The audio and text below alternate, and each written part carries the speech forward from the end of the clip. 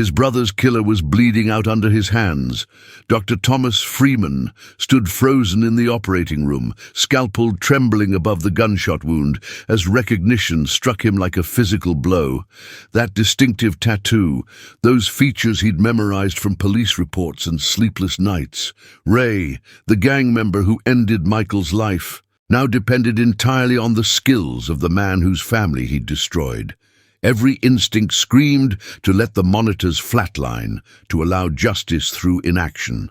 But the Hippocratic oath whispered louder than vengeance, and Thomas Freeman faced a choice that would either save his soul or condemn it forever.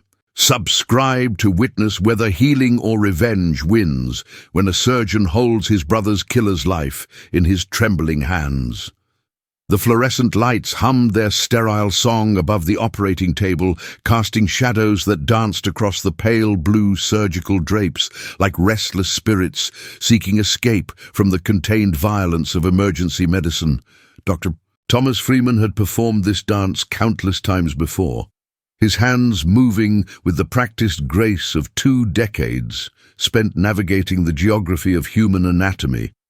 Each incision a conversation with flesh and blood that spoke a language only surgeons truly understood. The patient before him was just another statistic in Los Angeles's endless war with itself. Another young man with a gunshot wound painting his abdomen in spreading crimson. Another life hanging in the precarious balance between the surgeon's skill and the ruthless mathematics of trauma.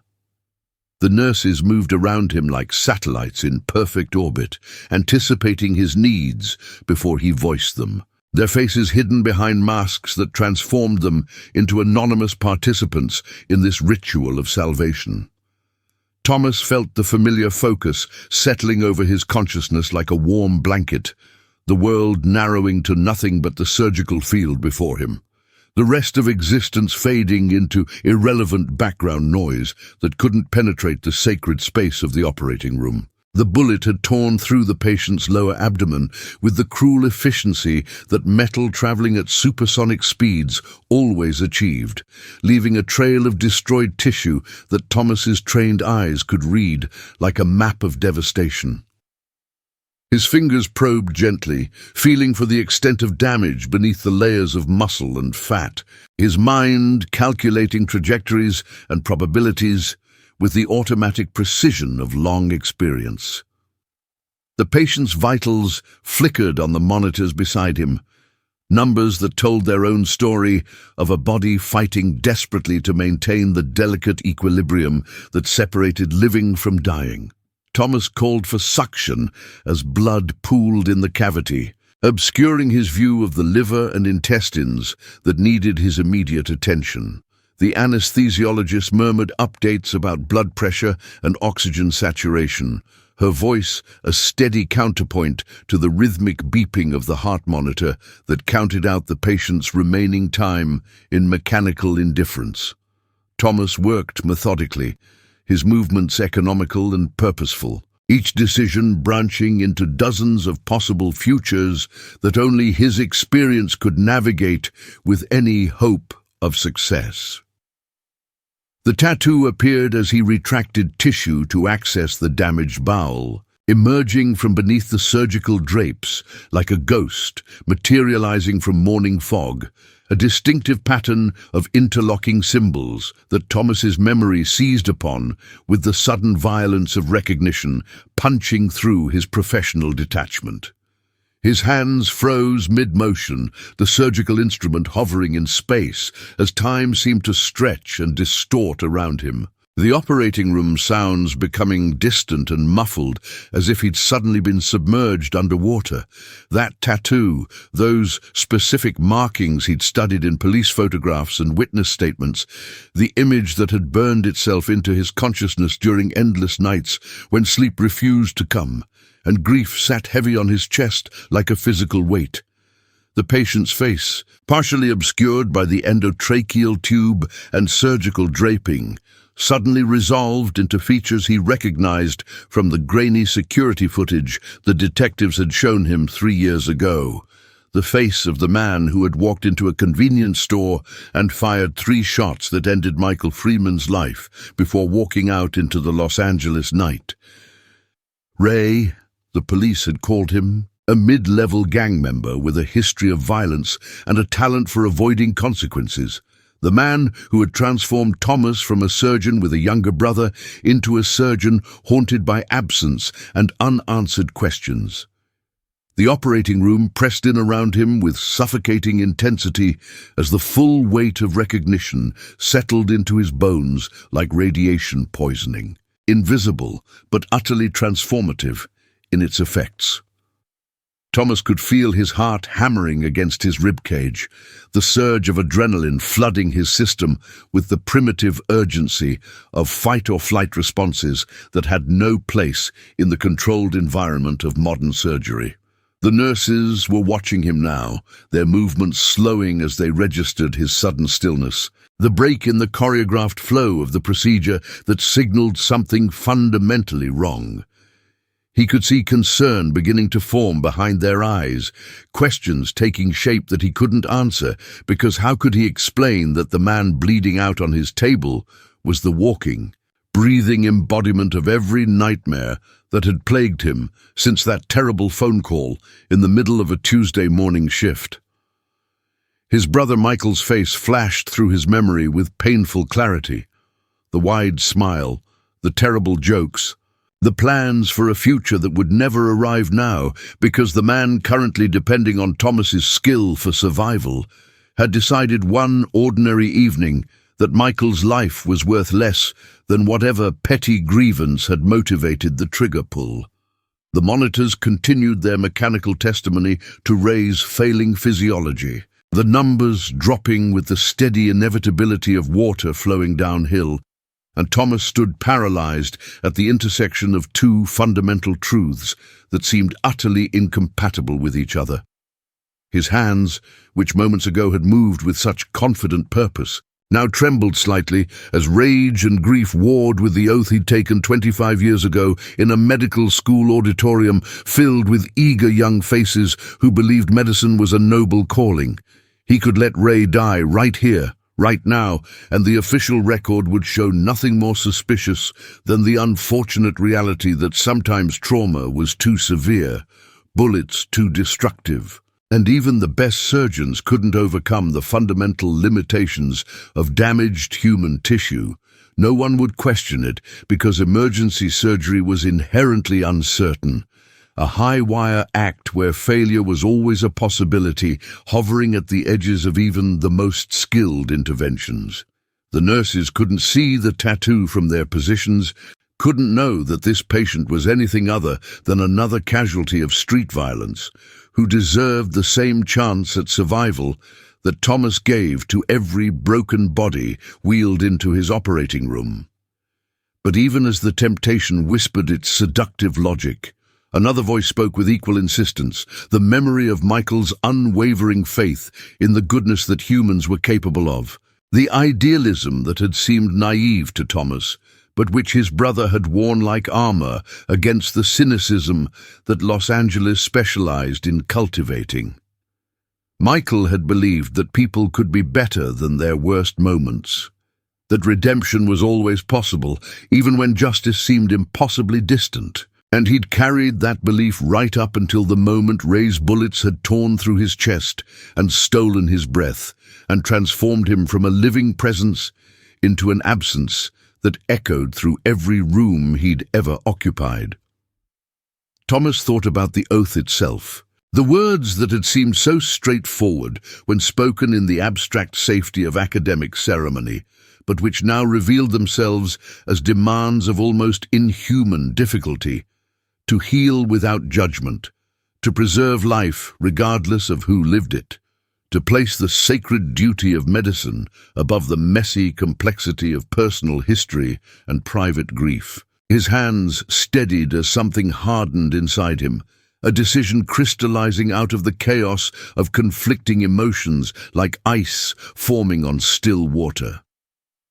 Thomas's hands moved again with deliberate control, muscle memory overriding the screaming protest of his grief-soaked consciousness, as he forced himself back into the mechanical precision that surgery demanded above all other considerations. The bleeding needed immediate attention before Ray's blood pressure dropped beyond the point of recovery, before the cascade of physiological failure became irreversible and transformed this impossible choice into a moot question answered by biology rather than morality.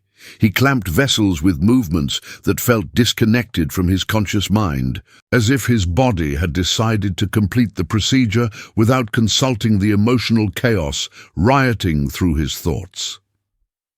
The nurses resumed their choreographed assistance, relief visible in the relaxation of their shoulders as the familiar rhythm of the operation reasserted itself over whatever momentary aberration had frozen their surgeon mid-procedure.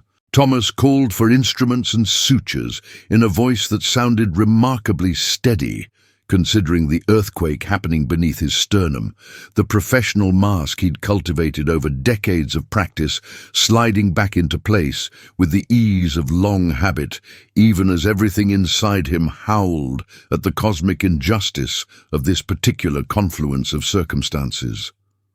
Each suture he placed felt like a betrayal of Michael's memory, every ligated vessel another act of mercy extended to the man who had shown no mercy when he'd fired into a convenience store without apparent thought for the human consequences of pulling a trigger.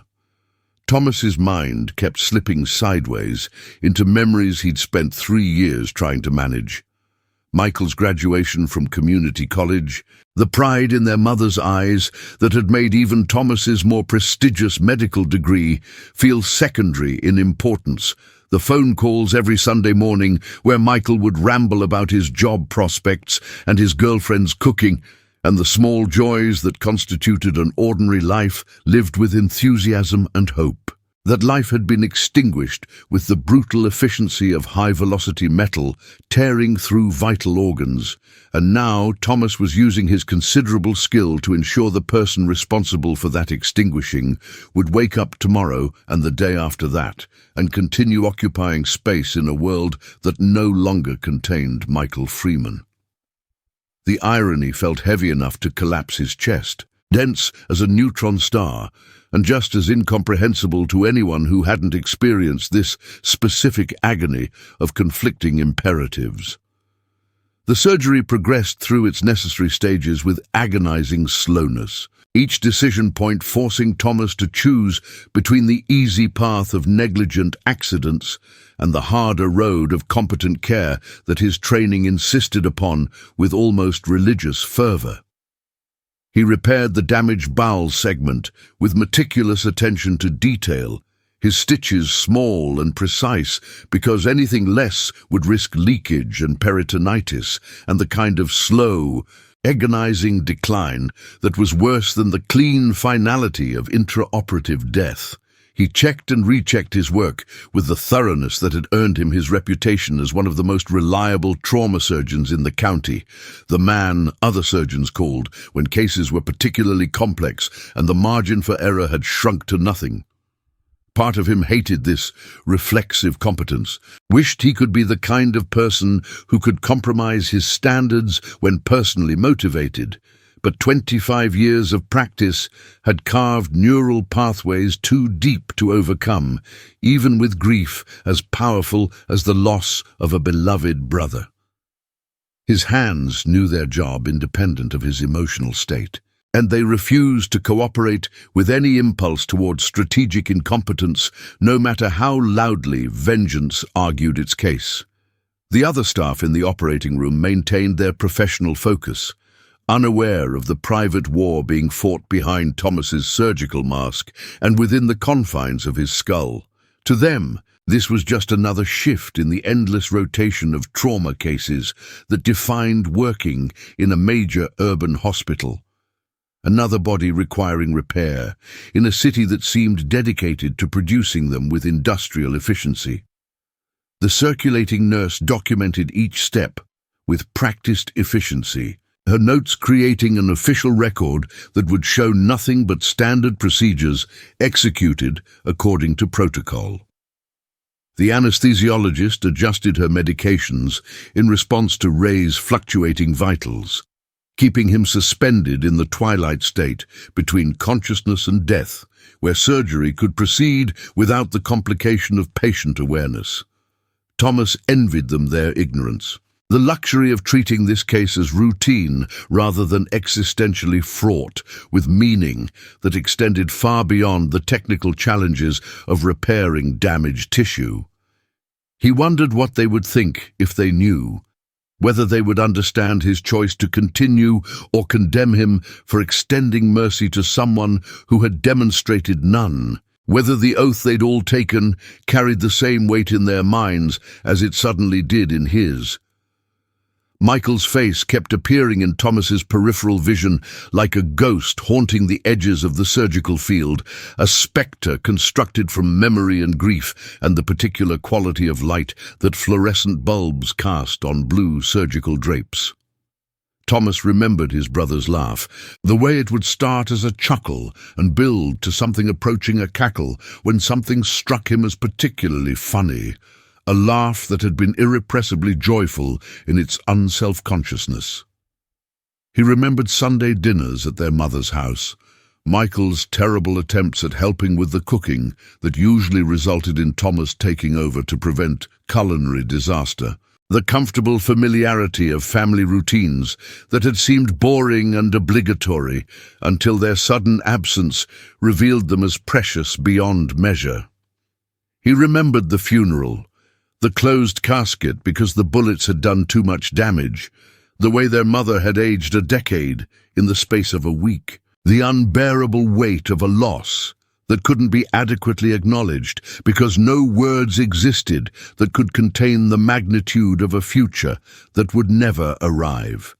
And now the person responsible for creating that absence lay beneath his hands, alive because Thomas had chosen to honor an oath over indulge a grief that had no bottom and no clear path toward resolution. The final sutures went in with the same careful precision as the first, Thomas's commitment to excellence asserting itself even in circumstances where mediocrity would have been entirely understandable and perhaps even expected by anyone who knew the full context. He closed the incision in layers, ensuring proper approximation of tissue planes to minimize scarring and promote optimal healing, because apparently his professional standards had no off switch, even when operating on his brother's killer. The procedure complete, he stepped back from the table and stripped off his gloves with movements that felt wooden and automated, his body going through the motions while his mind grappled with the magnitude of what he'd just done. Ray would survive because Thomas Freeman had been excellent at his job when every fiber of his being had wanted to be anything but excellent, had wanted to be human and flawed and capable of the kind of righteous negligence that would have felt like justice. But justice, Thomas was discovering, was a more complicated concept than simple vengeance. And the oath he'd taken demanded a higher standard than eye-for-eye equivalence, regardless of how satisfying that simpler equation might have felt. The recovery room existed in perpetual twilight, a space between the crisis of surgery and the return to ordinary consciousness, where patients floated in medicated haze while their bodies began the long process of knitting themselves back together. Thomas stood at the nurse's station, filling out post-operative notes with handwriting that looked remarkably steady, considering the tremor he could feel running through his core like an internal earthquake that refused to breach the surface. Ray lay in bed, 7, still intubated and sedated, the monitors tracking his vital signs with the same mechanical indifference they showed every patient, regardless of what crimes might stain their history. The other surgeons moved through their own post-operative rituals around Thomas, discussing cases and consulting on complications, their conversations forming a background murmur of medical terminology and dark humor that served as armor against the emotional toll of their profession. Thomas felt impossibly distant from their normalcy, separated by the private knowledge of what he'd just done, and why it felt simultaneously like the most moral and most treasonous act of his entire career. His hands, which had been so steady during the surgery itself, began to shake now that the immediate crisis had passed, and the adrenaline was draining from his system like water from a punctured container.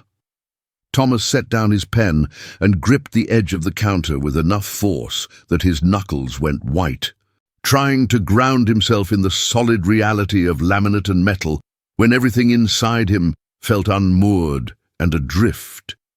He'd saved Ray's life using the same skill and dedication he brought to every surgery, had honored his oath with a completeness that felt almost pathological in its purity, and now he had to figure out what came next in a situation that medical school had never prepared him for, despite all its talk about ethics and professional responsibility.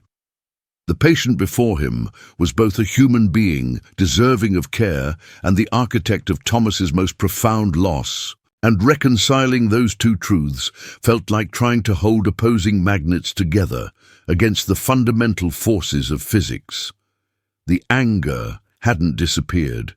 If anything, it had intensified now that the surgery's demands no longer provided a focus for his attention, but it coexisted with something else. A grim satisfaction in having chosen the harder path when the easier one had been so seductively available.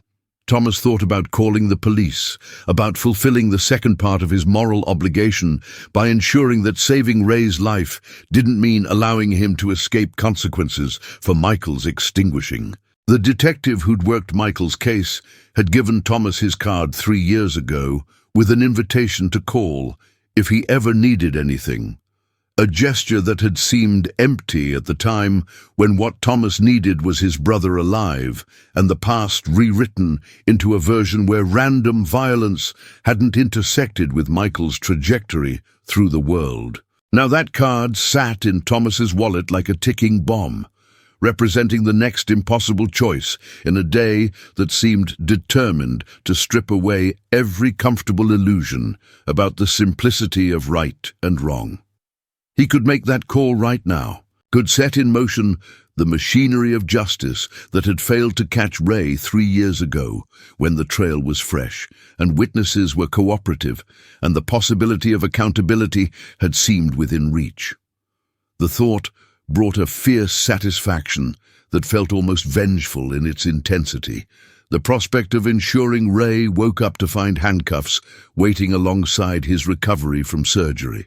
But beneath that satisfaction lurked something more complicated, a growing awareness that justice and vengeance were not as easily distinguished as he'd always assumed from the comfortable distance of someone who'd never been personally touched by violent crime. Thomas had saved Ray's life because the oath demanded it, because letting someone die through deliberate inaction was a line he couldn't cross without destroying some fundamental part of his identity as a healer. But that didn't mean he had any interest in seeing Ray walk free to potentially destroy another family the way he'd destroyed the Freemans. The police needed to know who lay in bed 7 recovering from emergency surgery, needed to know that the unsolved case sitting in their cold files now had a living, breathing suspect with a distinctive tattoo that matched witness descriptions and video evidence.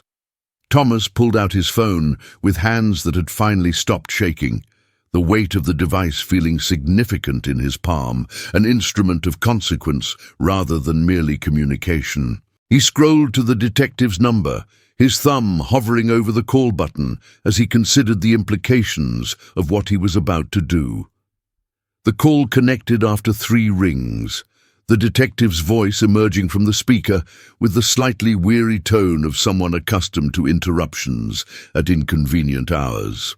Thomas identified himself, felt the brief pause as recognition clicked into place, the detective's tone shifting to something more careful and attentive when he realized who was calling and what that might signify. The words came more easily than Thomas expected, a clinical recitation of facts that kept emotion at a safe distance. patient admitted with gunshot wound, distinctive tattoo matching descriptions from the Michael Freeman case.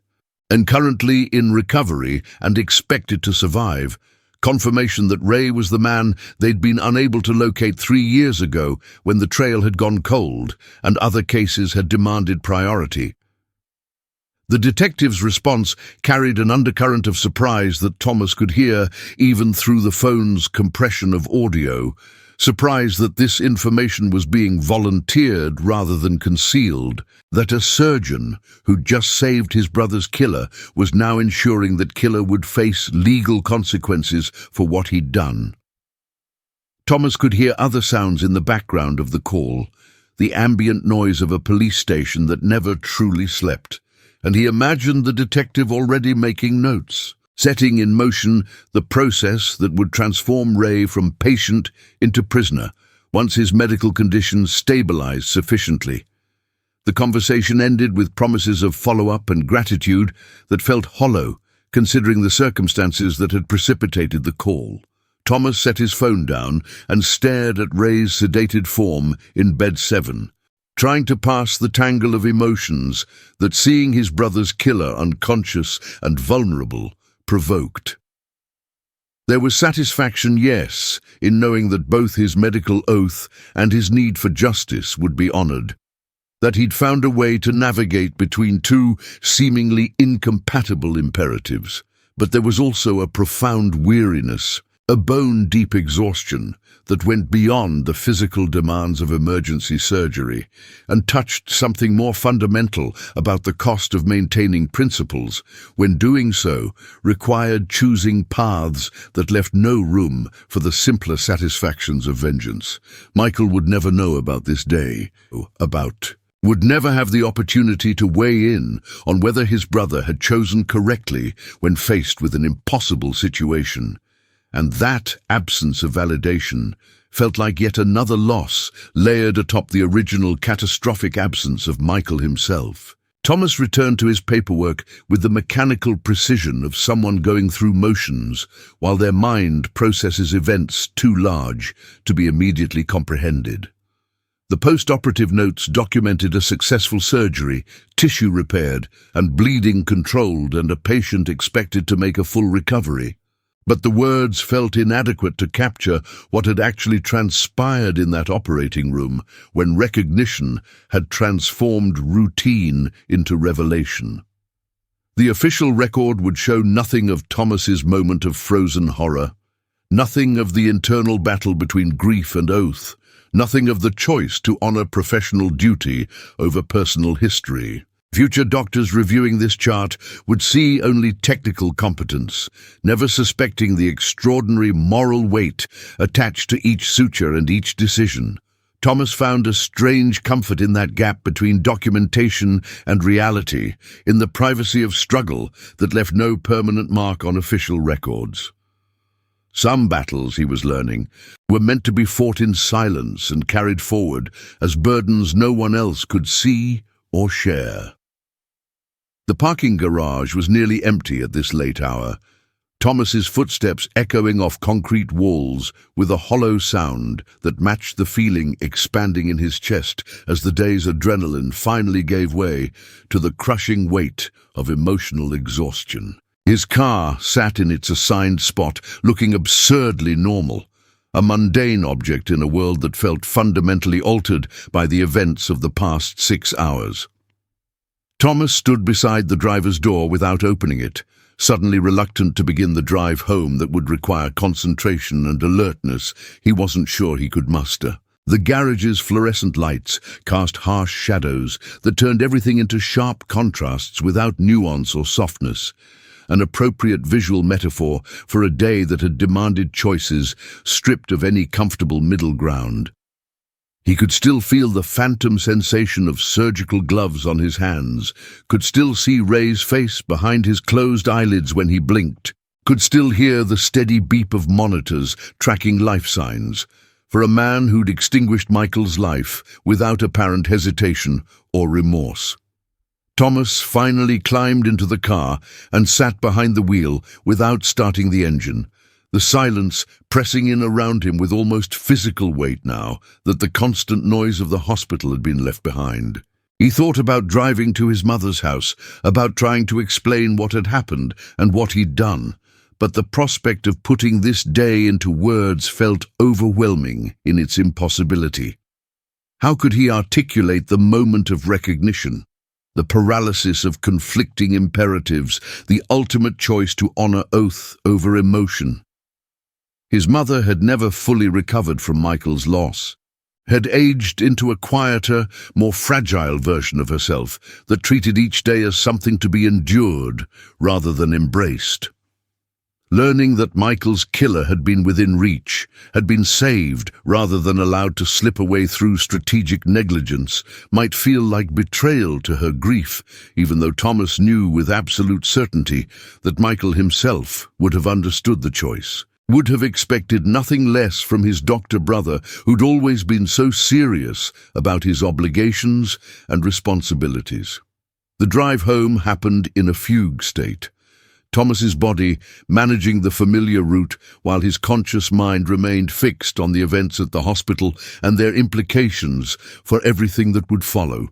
Ray would recover and face trial, would be held accountable through legal mechanisms rather than medical vigilante justice, and Thomas would have to live with the knowledge that his skill had preserved a life that had taken the one he most wanted preserved.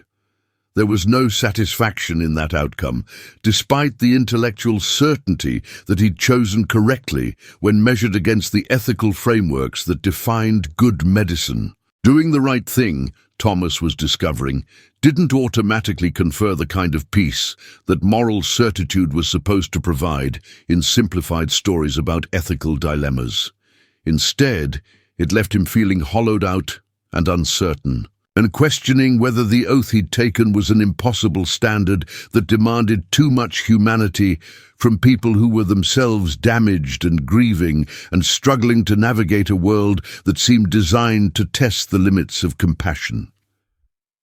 His house was dark when he arrived, the silence of empty rooms amplifying rather than muting the thoughts that had accompanied him from the hospital. Thomas moved through familiar spaces without turning on lights, navigating by memory and the dim illumination filtering through windows from street lamps.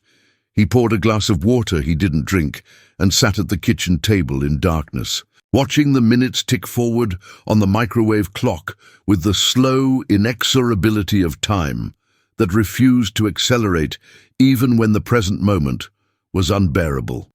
Somewhere across the city, Ray was waking from anesthesia into the confused fog of post-operative consciousness, unaware yet that his survival came with conditions and consequences, that the surgeon who'd saved his life had also set in motion his legal reckoning. Thomas wondered what Ray would think when full awareness returned, whether he'd recognize Thomas's name, whether he even remembered Michael, or if that night 3 years ago had been just another unremarkable moment of violence in a life apparently built on such moments. The weight of Michael's absence had been a constant presence for 3 years, a background radiation of grief that Thomas had learned to function despite even when it never truly diminished. Tonight, that absence felt somehow more acute, brought into sharp relief by the day's events and the choices they'd demanded. Thomas found himself talking to the empty room as if Michael could hear, explaining the surgery and the recognition and the impossible decision point where professional duty and personal grief had collided with spectacular force.